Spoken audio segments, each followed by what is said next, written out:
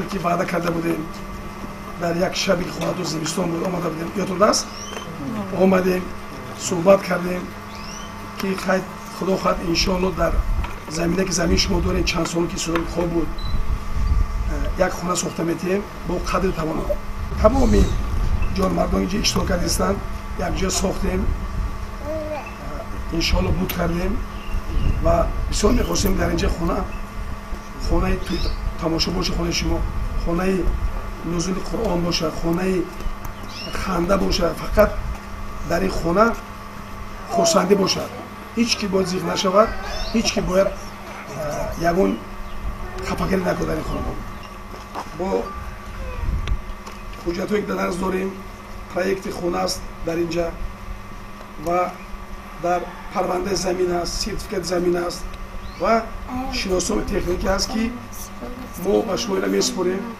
اکای مهربان شما صاحب خانه هستین شما اجرت هم میگیرین در خانه صاحبی میکنین این خیزه ما شما را میسپاریم امانت خداوند این شما را دادیم سلامت باشین مبارک شه خونه مبارک شه خونه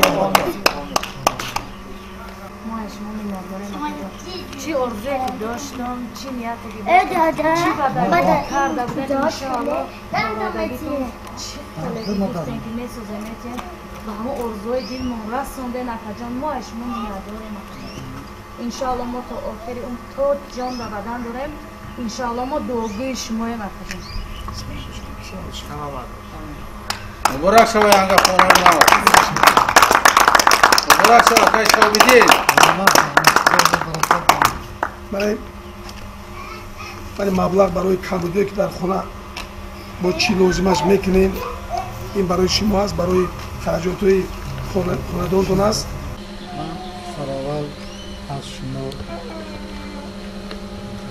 بسیار می‌دارم خدا پروردگار هست که دیگه نبینید چی مراد داره واسه خداوند پروردگار عزوجل اپلاتون خور نزنه فرزنداتون حافظی کلی قرآن کنن نبیره و ابیره و اهل و بیتون پیروی خودتون کنه و پروردگار همیشه و دائمی دست خیر و قوت و قدرتیتون پروردگار صفی دوستاتون رو زیاد کنه پیش کار کنه همیشه شید وری سفید کنه اللهم صل و سلم و بارک علیه الله اکبر هر که ما یک جا میدونیم خونه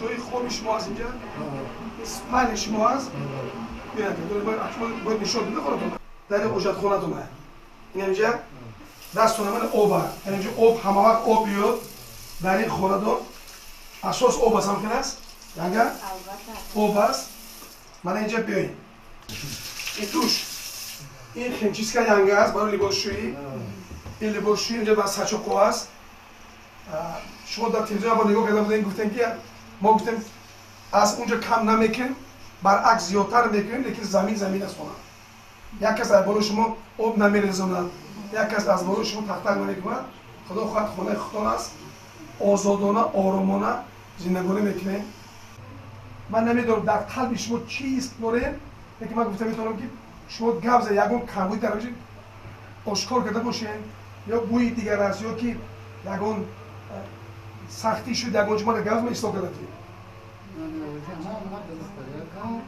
من اینجا عشق کوکنه هست زوی لازمه در دوی خماندیم که اقلا 20 نفر مهمون خونتون بیاد یگون تنکسی بود نکشن شما نه پسوده نه یگون چیز بیاین کنی خانه دخترچه کنی بیا خانه خودتون رو بینیم تیز بیاین کنی مایده چم شینه خیلی خانه خوش انا خدونو چه بیاریم شونه یا شما اینجا بشین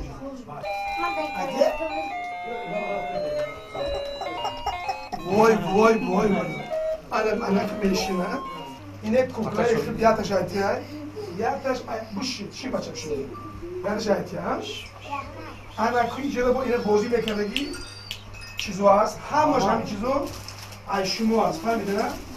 اینه اما جانش آوردگی برای لباسا رو شما توزه بشین همه وقت چیزای توزه داشته باشین خب؟ اینه دو در چه اینه برای چکلات مایدک دخترچه جونه خواهرچه جونه همش می برای اینجا بازی میکنیم بیرون نه اینه ما بازی چه شما در فقط شما با چیکار کنید؟ اتفاق باشه نه؟ شما دا بسیار مسئولیت بلند به شما میدونید چی شما مسئولیت؟ شما خدمت پدر مادرتون در سر خلاص میبرونه ما نیستیم. بگید شما در همینجا هستیم. باید شما چیکار کنید؟ خدمت پدر مادر میکنید. خب؟ آمین. پاک و پروردگار احد صمد همین طفلکانی که همینجا هستن که پدر مادر نابینا هستند که اینا بینا دارن خدمتی که پدر و مادر از میکنن در جنت فدا شده خداوند کریم. پاک و پروردگار با بخت باشن. ما که بندگان گناهکار هستیم، همه کسی اینجا نشستیم، ما را در وقت جنت در آمدیم داده جان همه ما بین هم امکوتن بو که یک وقت امک بودن خداوند بیا اینا رو جنت کشف داریم ای دوزخ گفتن ما را کشف داریم. خب معلمی بگیرم خیلی خند بزنیم. آمین. الله اکبر. ما دکای حجی میگم خدا عمری درازتیتون. بسیار منتدارم که شما ما را فهمیدید، درد دلی ما را حس کردید و ما را قدر کردید. خب برای ما یک شرایط بهترین را مهیا کردید. ما همه آرزو را داشتیم که در خانه خودمون فرزندامون خودمون همه خیلی زندگی تنج و آسوده کرده باشیم. ای شما منتدارگی بیان میکنیم که شما ما را به همه آرزوهامون رساندین. راستیگه ما انتظار نبودیم که صاحب این گونه خانه ای که تمامی شرایط تمام تجهیزات هایی که در زندگی در کار است بشویم. خداوند شما را عمری دراز تیا تن جان صحت یا تا که دنیا باشه شما باشین اکای حاجی. خداوند عمری فرزنداتون هم دراز کنه. خداوند دولت دنیاتون ای زیاد کنه. خداوند داراییتون ای زیاد کنه.